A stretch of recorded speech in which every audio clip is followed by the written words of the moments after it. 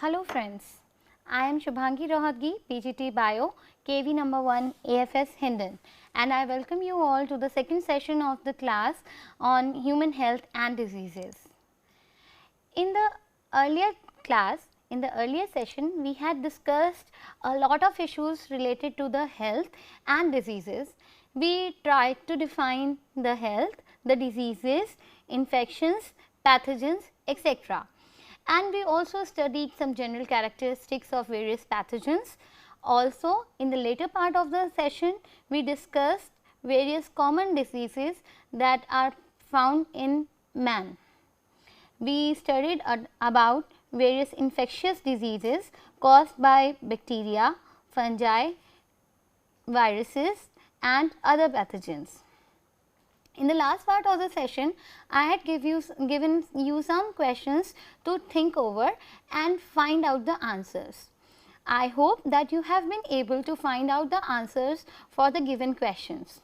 Now, I would like to remind you that whenever you are framing the answers for your exam, please keep in mind that your answers should be to the point and very specific. The first question that I had given you was, what are the various adaptations of pathogens that help them to survive in the host body? Please recall that we had studied the following adaptations: presence of hooks for attachment, developments to survive the pH of the gut, high reproductive potential and ability to evade the immunological responses of the host. Please try to frame your answer around these points. The second set of questions that were given to you were, what are the common modes of transmission of pathogens and how can vector-borne infections be controlled? In order to frame the answer for these questions, please recall the modes of transmission. We had studied that commonly the infectious agents are transmitted by direct physical or sexual contact, by indirect contact, by contaminated water, air and food, and by carriers or through vectors. So, in order to avoid these infections, what do we need to do? We have to simply avoid these routes so that we can prevent the diseases. The last set of questions was as follows.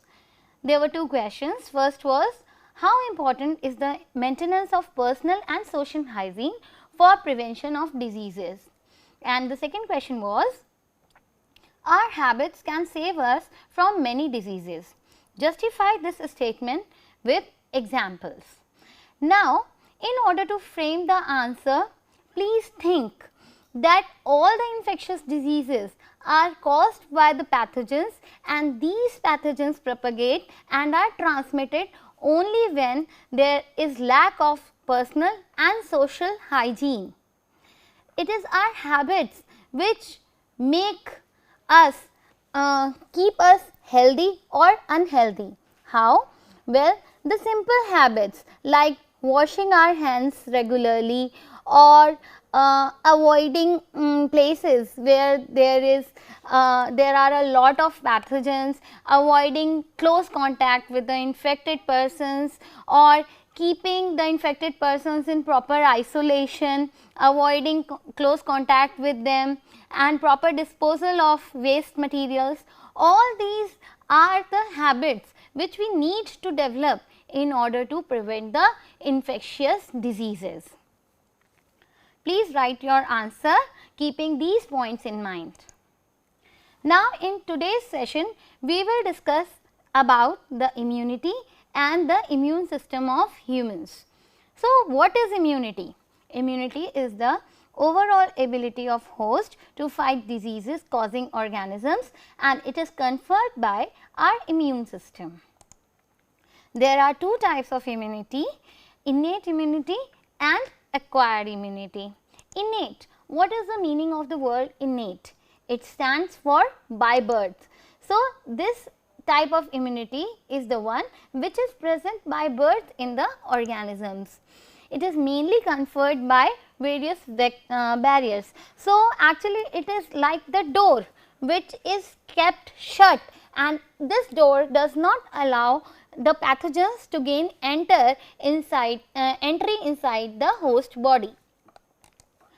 Now, the innate immunity depends on various genetic factors. The genetic makeup of the individual determines the strength of innate immunity of a person, and this is a non-specific type of defense system. It means if the gate is shut, it is shut for once and for all type of pathogens. There is no specificity present in the innate immunity.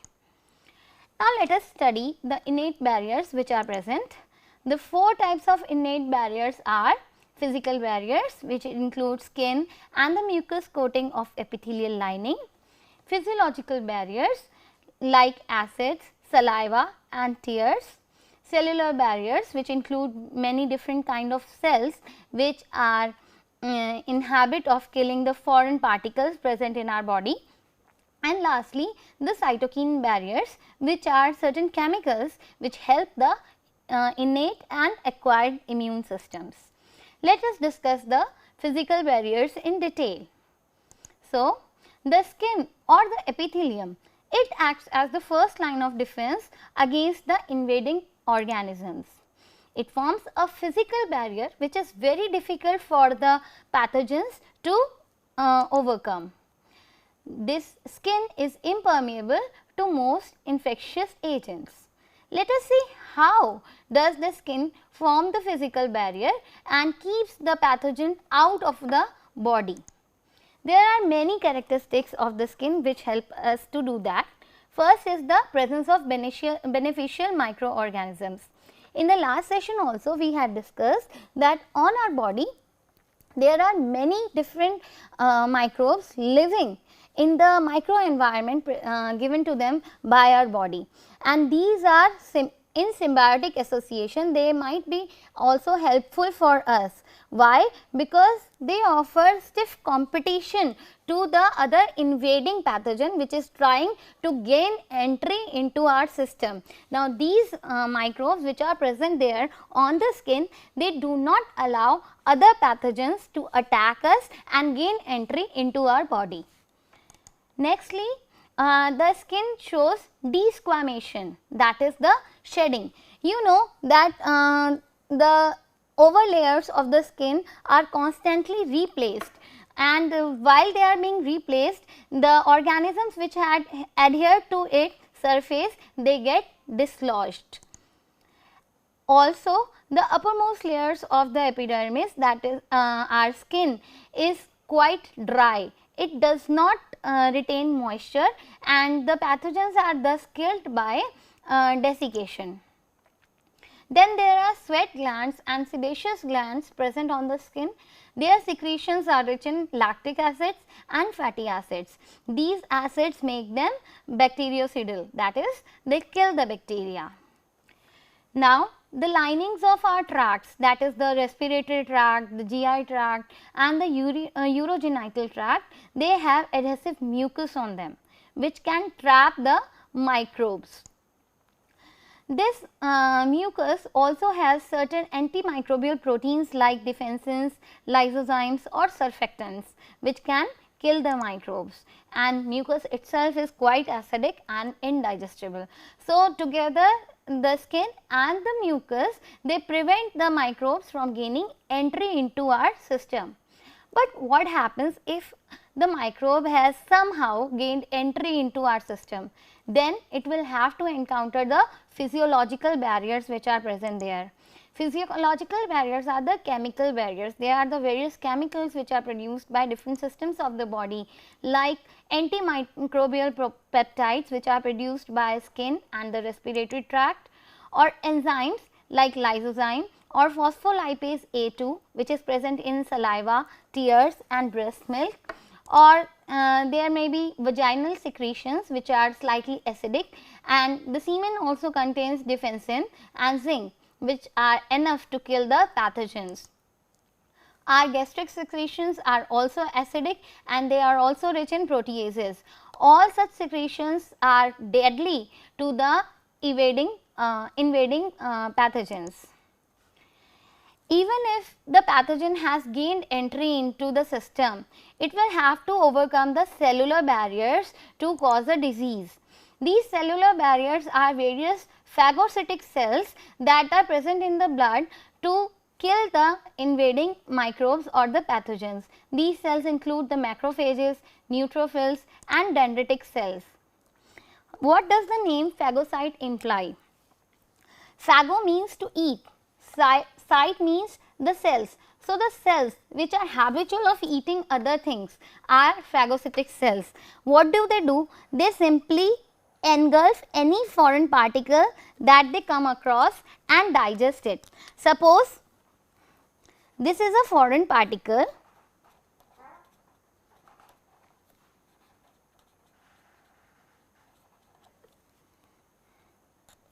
The phagocytic cell once locates the foreign particle, it moves towards it and engulfs it.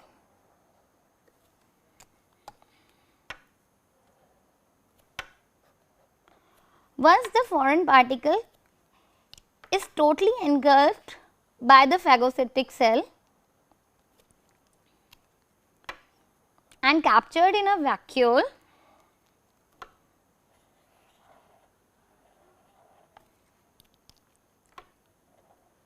the digestive enzymes will be secreted inside this vacuole, which will digest this foreign particle. For once and for all, the foreign particle will be completely broken down, it will be totally digested. Now, neutrophils and dendritic cells and macrophages, macro means big, so they are the big eaters, are all phagocytic cells. There is also one class of phagocytic cells which are polymorphonuclear neutrophils. Now, this is one long name and children do not like biology only because of presence of such names. Well, I will break it down for you. Read with me. Poly means many, morpho, it refers to their structure, and with whose structure? The structure of the nucleus. So, polymorphonuclear neutrophils are those neutrophils which have many different shapes of the nucleus. This is their characteristic which has given them this name, polymorphonuclear neutrophils. And once you go into the logic of the things, then the things become very easy for you to understand and learn also. So, here is a diagram of a neutrophil and a monocyte. There are some natural killer cells also which do not attack the invading microbes directly, but instead they destroy the compromised host cells, that is the tumor cells or virus infected cells which have been invaded by the microbes. Now, they destroy these cells so that the microbes do not get to spread all over the body. After crossing the cellular barriers, the pathogens have to encounter the cytokine barriers. Cytokines are the small chemicals which induce, regulate and coordinate the innate and adaptive immune responses. The three types of cytokines are interleukins, interferons and chemokines. Interleukins are produced by the leukocytes and their function is to regulate other leukocytes, while the interferons can be made by leukocytes as well as the virally infected cells, and they contribute to the viral immunity against the viral infection. Finally, there are chemokines which direct the flow of leukocyte movement, that is the chemotactic activities. Let us discuss interferons in details. The interferons are mainly concerned with the control of viral infection. So, they can control this viral infection and viral replication inside the host cell by various activities. Some of the procedures are mentioned here. They may lead to synthesis of antiviral molecules which interfere with DNA or RNA or protein synthesis of the viruses. So, these antiviral molecules will not allow the DNA, RNA or protein synthesis of the viruses. Then the virus will not be able to propagate inside the cell. They may also produce a transitory stage of resistance against viruses in susceptible cells. and finally, they may confer immunity by activating several genes that express antiviral proteins. So, these are the three methods by which interferons help us to overcome the viral pathogens which have invaded our body. This was all about the innate immunity. Let us once recall again. Innate immunity is present since birth in the individual and it is present in the form of barriers. Now, the strength of these barriers is dependent on our genetic composition, and these barriers can be physical, physiological, cellular or cytokine. These barriers try to stop the pathogen from gaining entry into the host system. But what if these barriers are overcome? These barriers are not specific also, they do not have any kind of memory. And what will happen if breaking all these barriers, the pathogen is able to gain entry into our system? Then it will have to face our second line of defense, that is the acquired immunity. Acquired immunity is the one which develops during the lifetime. Acquired means gained. So, this immunity is different from the innate immunity because it is highly pathogen specific and it also has memory. That is, once it encounters any pathogen, it will remember it all through the life and it will not forget it. And it is mainly conferred by the lymphocytes. Lymphocytes are the cells of acquired immunity. Now, let us study about acquired immunity in a little bit detail. As I told you earlier that acquired immunity is responsible for destruction of foreign particles once they have entered the body. So, innate immunity or innate immune system was there to hold the pathogens at the gate itself, to deny them the entry. But if somehow the pathogen has gained the entry into the system, then it will have to face the acquired immune system. Now, it is obviously not as good as immune system for keeping things out that it has never encountered before. It needs a little bit experience of the pathogens. Before it has seen any foreign particle, it is actually quite ignorant about how to destroy it. Once it encounters a foreign particle, then only it will learn how to overpower it. Before encountering it, it is quite ignorant. What to do, how to destroy it, it does not know. So, that is why during the first exposure to an invader, the acquired immune system tries to learn to how to attack and destroy that foreign particle. But once the acquired immune system has created a response, a protective response can be made more quickly and with a greater force, allowing it to protect the body from the harm. So, when the pathogen is encountered for the very first time, the response is very slow because the immune system is getting time to know the pathogen and it is taking time to learn to destroy it. And that is why the immune response is also of very low intensity. But the next time the same pathogen enters the body and the acquired immune system encounters it, now it will produce a full on response and it will react much more quickly, so that disease cannot set in. Let us now study in detail about the immune system of the body.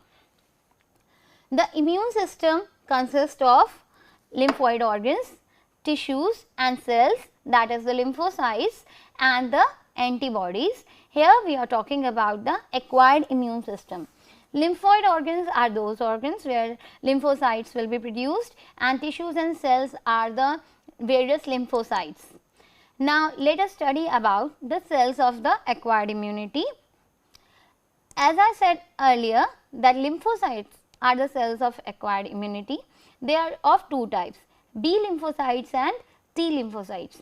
B lymphocytes develop and mature in the bone marrow, and T lymphocytes develop in the bone marrow, but later on they move to the thymus for their maturation. That is why they are named T lymphocytes, because they mature in the thymus.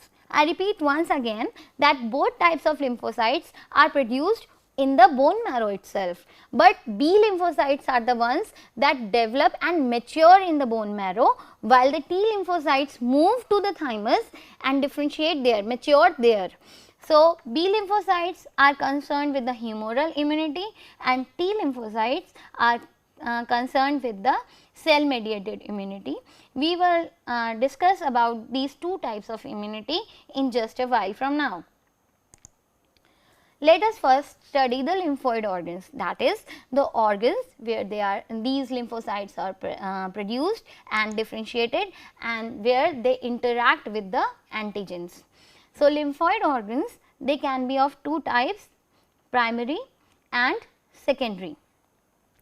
Primary lymphoid organs are those where immature lymphocytes differentiate. They are bone marrow and thymus. Secondary lymphoid organs are those where interaction of lymphocytes takes place with the antigens. What are antigens? Antigens are those molecules, they can be proteins or they can be sugars also, which elicit the immune response. So, secondary lymphoid organs are those lymphoid organs where the interaction of lymphocytes takes place with the antigens, and these are spleen, lymph nodes, tonsils, Peyer's patches. Let us discuss the primary lymphoid organs. As I told you earlier, the primary lymphoid organs are bone marrow and the thymus, and all lymphocytes are produced in the bone marrow, that is development of B and T, both lymphocytes takes place in the bone marrow, but maturation of only B lymphocytes occur in the bone marrow. Thymus is a structure that is located near the heart, and it is concerned with the maturation of T lymphocytes. Now, let us study the secondary lymphoid organs. The secondary lymphoid organs are lymph nodes and spleen. The lymph nodes, they actually trap the microbes and other antigens which are present in the lymph or the tissue fluid. They contain the B and the T cells and also macrophages. These are the cells which will eventually help in elimination of these antigens. Here is the picture that is given in your books also.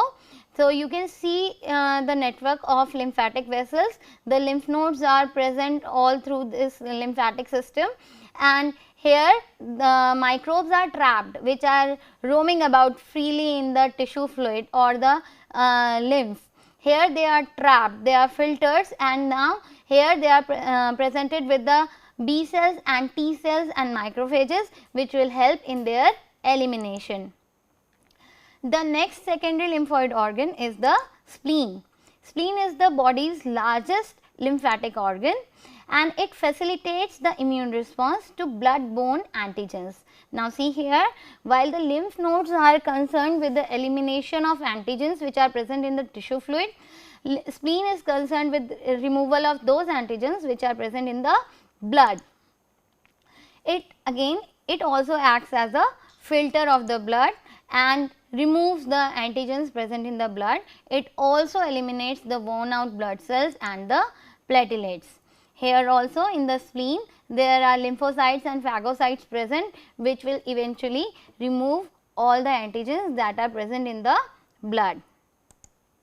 The next thing that we are going to study under the secondary lymphoid organs is the MALT, M-A-L-T, which stands for mucosa associated lymphoid tissue.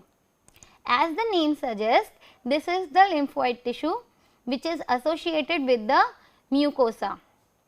It makes up for about 50% of the lymphoid tissue, and it filters the tissue fluid.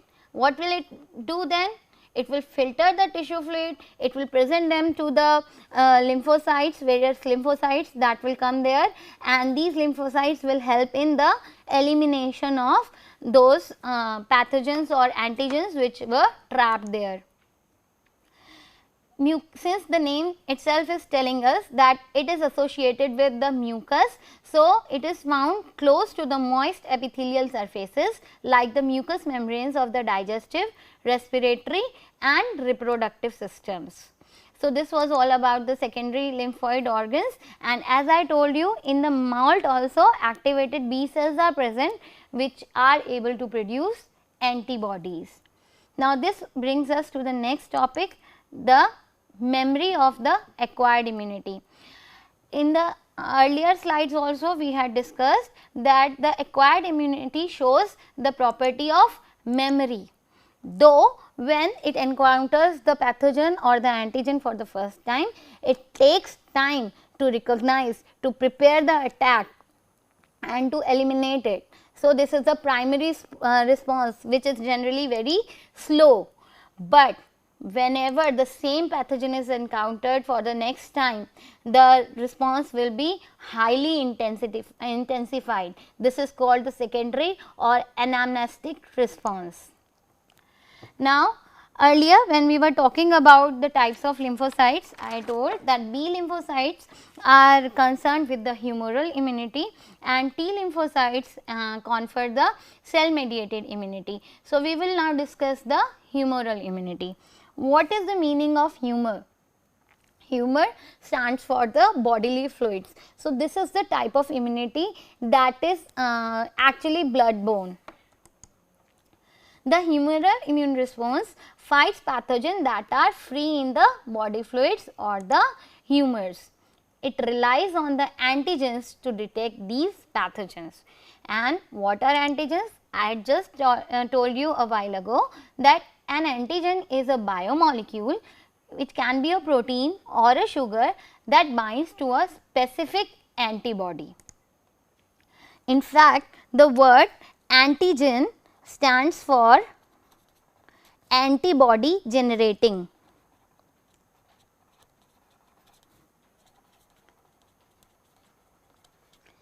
Antigen. So, any molecule that generates antibodies in its response will be known as antigen. Most of the times the antigens are the products of pathogens, but sometimes some antigens can also be produced by our own cells. So, the immune system should have a know-how to differentiate between the antigens which are produced by the foreign particles as well as those which are produced by our cells. We will see in later slides how the immune system prepares to do that. So, talking about the humoral immunity, the antigen leads to production of antibody. How? By the B cells. So, B cells are the major type of cells that are involved in humoral immune response. When a foreign antigen is detected, the B cells recognize the antigen and produce antibodies for fighting off the foreign invader. Now, here I would like to tell you that antibodies do not actually kill the invader, but they help in lot of ways to evade this particular antigen which they have recognized. So, up till now what we have discussed, that if there is antigen present, it will be recognized by the B cells, and now B cells will produce the antibodies, and these antibodies will recognize the antigens and help in elimination of this antigen from the system. I would like to mention here that each antibody is highly specific for the antigen for which it is produced. So, can you think how many different types of antibodies will be present in our system? Yes, many, because our bodies encounter a lot of antigens all through our lifetime, and as a response a lot of antibodies are produced, and each antibody is highly specific to one antigen for which it was produced. Moving on, these B cells which produce the antibodies, they cannot do it on their own, they need the help from T cells also. We will see how T cells help the B cells to make antibodies. As of now, please remember The three things, that humoral immunity is conferred by the B cells. The B cells produce antibodies in response to the antigens that they have encountered, and the antibodies are highly specific for the antigens for which they have been made by the B cells. Now, talking about the antibodies, this is the structure of antibody which is given in your book also. Each antibody is a protein molecule made up of 4 chains, 1, 2, 3, 4. So, these are the, this is a Y-shaped structure. As we can see, the 2 chains are longer or larger, while other 2 chains are smaller. So, obviously, these 2 chains which are larger will be the heavier chains, and these chains which are smaller will be the lighter chains. There are many disulfide linkages present all over. So, antibody molecules is also represented as H2L2, 2 heavy, 2 light chains. Now, you can see here, while the rest of the portion, this orange portion and this red portion, this is same in almost all the antibodies, but the antigen binding sites which are shown here in blue and yellow, these sites are variable, and these are the sites which confer specificity to an antibody. Each site will be highly specific to a particular antigen that it is going to bind. Okay. So, this is the constant portion of the antibody and this is the variable region of the antibody.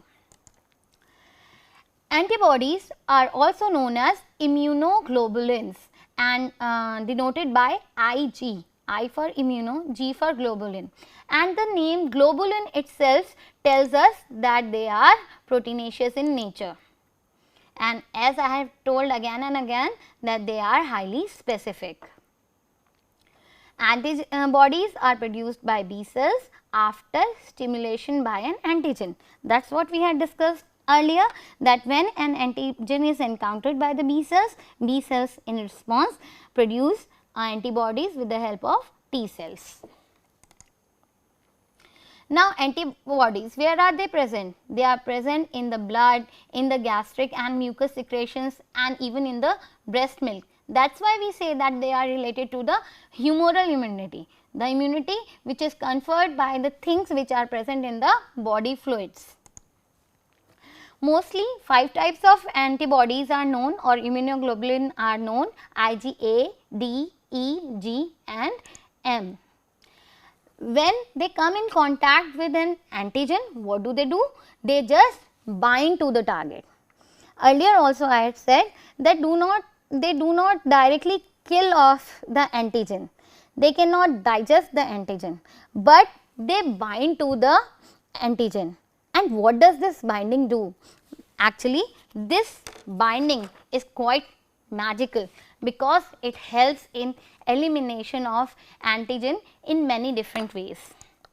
Let us see how. Firstly, it can bind to viruses or bacteria which interfere with the chemical interactions required for them to infect or bind to other cells. Blah blah blah, it is very difficult to understand. Let us try to understand it like this. Suppose this is a thief and it is trying to enter this house and it is on its way, and meanwhile it encounters a guard dog. Now, the guard dog comes here and starts barking loudly.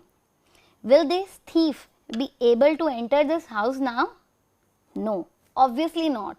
Now, imagine these are the antibodies and this is the antigen. When the antibodies encounter the antigen, what do? They just go and bind to it, and now these viruses and bacteria, they will not be able to perform the chemical interactions which were required by them to gain the entry into the host cell. Now, read with me again. So, this is what I said earlier, that antibodies can bind to viruses or bacteria which interferes, this binding, it interferes with the chemical interactions required for them to infect or to bind to other cells. Similarly, in a same manner, they can also lead to clumping of various pathogens, the viruses and the bacteria that were trying to gain entry into the host cell. This was only one thief. Think about that if there were a bunch of thieves and the dogs, instead of barking, they also corner them in one side and clump them together. Now, all of these will not be able to enter the house. Similarly, if the antibody corners the antigens and clumps them together, so the chemical interactions become impossible, and then it becomes very hard for the pathogen to gain entry into the host cell or to infect the other cells. Also, there are other methods by which antibodies can prevent the antigen for causing the harm. They opsonize the pathogen cells. What do we mean by opsonize? It means that they mark them for the destruction by the phagocytes such as macrophages and the neutrophils. To understand this, let us move back to our analogy. So, there was a thief who was trying to gain entry into this house, and a guard dog came and started barking.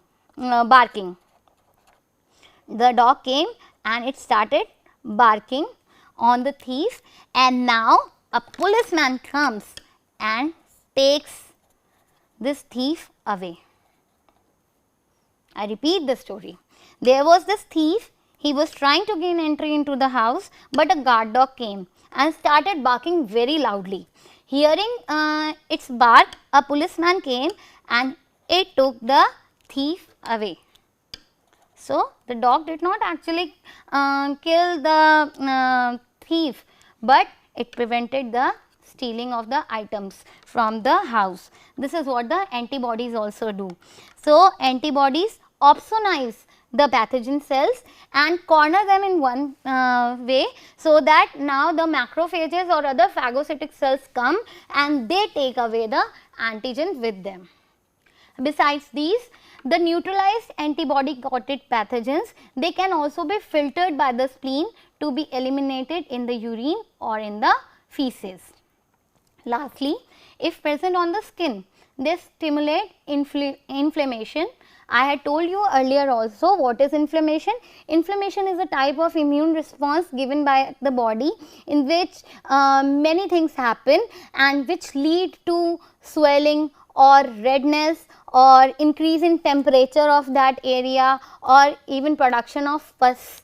All these things are eventually being done in order to corner the antigen so that it cannot spread all over. These things are done to prevent the spread of the antigen all over. So, antibodies can also stimulate inflammation, and their presence in the mucus and on the skin also prevent the pathogen attack. So, these are the 5 different ways by which antibodies can act. Once again, I will repeat that they do not themselves kill the pathogen or the antigen. They are not able to do so, but they help the cellular barriers and other cells which are present in the system to get rid of those antigens. This is how antibodies work. Now, moving over to the cell mediated immunity. While the humoral immunity was conferred by B cells, the cell mediated immunity is conferred by the T cells which matured in the thymus. So, what happens that the T cells, they respond to any cell that displays markers including cells invaded by pathogens, tumor cells or transplanted cells. Any cell which shows the presence of antigens will be invaded by the T cells. I had said this earlier also that sometimes some types of antigens are also produced by the host body itself, and the T cells then identify the antigens. It does not matter to them whether they have been produced from an outside source or from the self host body, they will just try to destroy the source of the antigens. and this is the cell mediated immunity, because here the cells will be employed to kill the antigens or remove the antigens. What happens? Before going into details of cell mediated immunity, let us discuss the two types of antigens. I have been repeating one again and again that there are two types of antigens. Some can be produced by the host cells also. These cells are the virus infected cells or tumor cells or other compromised cells which have been infected by the pathogen, and now they are synthesizing the foreign proteins. Such antigens which are produced by the host cell, they are known as endogenous antigens, while the other ones are exogenous antigens. Let us see how they are formed. When a pathogen cell is digested by a phagocytic cell, this is what I had drawn earlier. When it is completely broken down, what will happen? It will broken down into small particles, and these particles, they will act as exogenous antigens.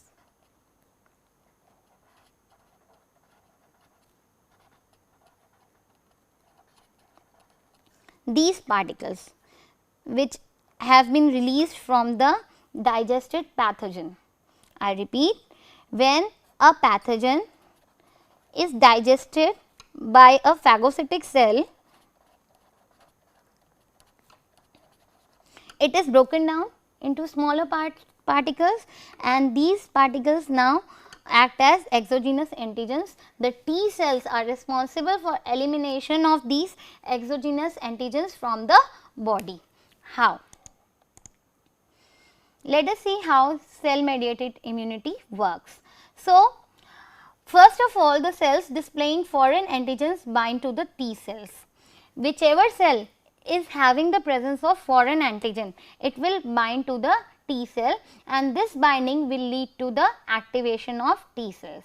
Now, further course of events will be decided by the type of the antigen, whether the antigens are exogenous or endogenous.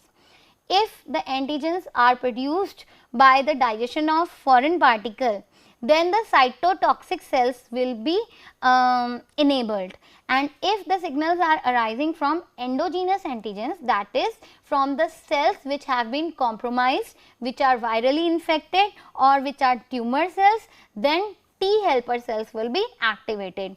Cytotoxic cells destroy the antigen producing cells, while the helper T cells, they lead to the production of antibodies. You remember, I had in earlier slide said that B cells required the help of T cells for the production of antibodies. This is where T cells come into action. So, if the antigen is endogenous, that is, it is produced by the viral infected cells or from the tumors or other compromised cells, then helper T cells will be produced, and these helper T cells stimulate the production of antibodies from the B cells. Antibodies are always produced by the B cells.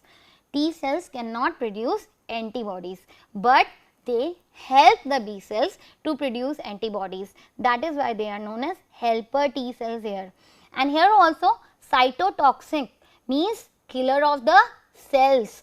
Cyto stands for cell, toxic you all know, poisonous. So, cytotoxic cells, they themselves are capable of destroying the antigen producing cells, while helper T cells, they help the B cells to produce antibodies to remove the antigen. I hope this makes the cell mediated immunity clear. Now, you must have heard that sometimes when a patient has undergone transplant of an organ or structure, he or she might have faced rejection from the body. What is this? Graft rejection. And if not about graft rejection, you must have heard about cases that whenever a transplant is needed, the donor is tried to be selected from one of the closest family members of the patient. Why? Why is it so that the transplant cannot be taken from anybody or everybody? Why only closest family members need to be the donors?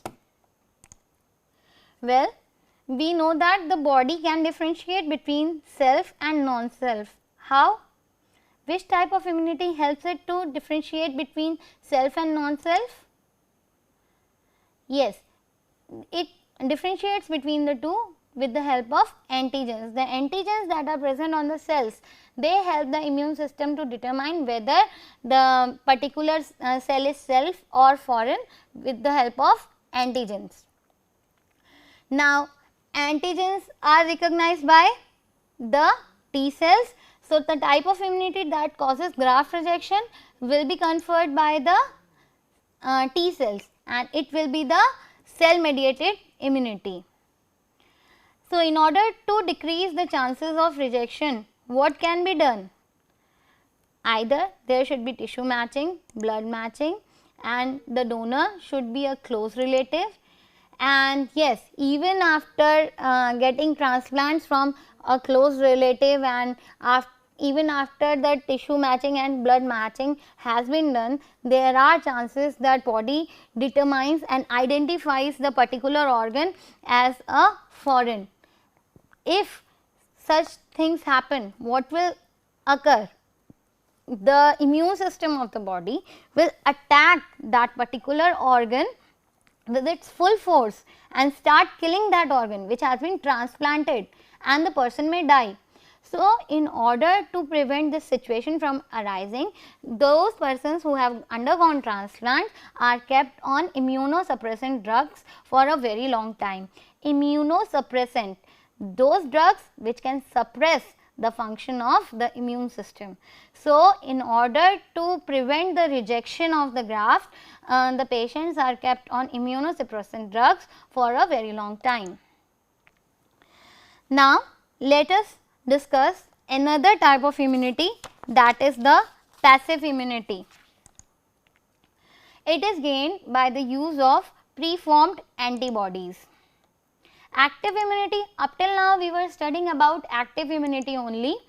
So, if we get to compare the active and passive immunity, in active immunity the antibodies are produced by the host itself, and obviously it is very slow. We have been discussing that active immunity takes time to respond to a particular pathogen if it has encountered it for the first time. Now, think about a situation, if somebody has been bitten by a snake or any other poisonous insect or any other poison has entered the body, and you do not have time to wait for the body or the immune system to elicit the response. What will happen? If we keep on waiting for the immune system to elicit the response, the person might die. In such cases, it becomes imperative that preformed antibodies are administered to such patients. So, when a very quick response is required, we administer the preformed antibodies into the patient's body, and this administration of preformed antibodies from some other source is known as passive immunity. So, I have been repeating this thing again and again, that in passive immunity preformed antibodies are administered, and since the antibodies are already formed, they are in their active state. So, this response is quite faster. Whenever antidotes are made, whenever antidotes are administered, these are the examples of passive immunity. Even antibodies are present in the mother's first milk also, which is known as colostrum, and it is said that the newborn baby should definitely be given that colostrum rich milk, because it is rich in preformed antibodies. The newborn baby is very delicate, the immune system is not properly developed. So, in such a condition, if a pathogen gains entry into the body, the newborn baby can become very sick. So, in order to protect the baby from the disease, the mother's milk carries the preformed antibodies, and this is an example of passive immunization. The next topic is vaccination. Immunization and vaccination, these terms go hand in hand. What is vaccination and what does it do? Vaccination is based on the principle of memory of the immune system. That is, once it encounters any pathogen, it never forgets it, and whenever it encounters the pathogen for second time, it just acts on full force to prevent the disease from setting in. The history of vaccination. Even the earliest Buddhist monks, they drank snake venom to confer immunity to snake bite. And in China, variolation was done. What is variolation? The skin tear was smeared with cowpox to confer immunity to smallpox. A small opening or wound on the skin was made, and a little amount of the cowpox virus was inserted below the skin, beneath the skin, and it was observed that the persons who were vaccinated in such a manner, they had lesser chances of getting the smallpox virus. Later, Edward Jenner, he developed the proper method. In 1796, he inoculated a 13-year-old boy with vaccinia virus, which was cowpox virus, and this boy demonstrated immunity to smallpox. Later in 1798, first smallpox vaccine was developed. So, how do vaccines work? Vaccines are basically either the antigenic proteins or attenuated pathogens. What are attenuated pathogen? Attenuated means weak. So, you can say they are the disarmed pathogens, they are the weaker strains of the pathogens which are not capable of causing the dangerous or severe form of the disease.